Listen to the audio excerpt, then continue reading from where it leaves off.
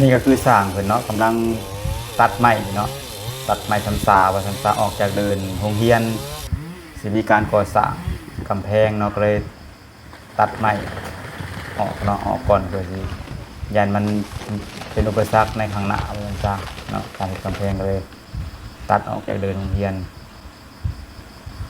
ก็ต้นนี้ก็สิอายุก็สิประมาณ50-60 ปีเนาะต้นทำซานะหน้าก็หน้าแมตพุ่นมั้งเนาะใหญ่แล้วเนาะต้นนี้ก็ได้ นี่เนาะคือต้นไม้ที่เป็นโค่นลงไปอะใส่เวลาอยู่ก็เกือบเบิดมื้อเนาะสร้างเพิ่นเนาะกับผู้เดียวเพิ่นเฮ็ดเนาะคุมเฮ็ดจนผู้ค้าก็มานั่งอ่าช่วยเหลือเพิ่นอยู่เนาะแต่ว่าบ่ได้เฮ็ดหยังดอกเนาะช่วยลัดหนทางว่าซั่นซะในการโบกการรถการกายทางมาเนาะยันไม้หน้าทับว่าซั่นซะ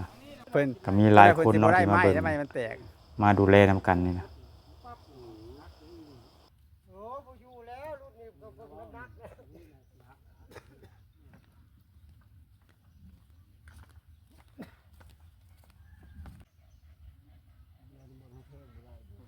เหมือนโกนกลางว่าเท่าแกนะ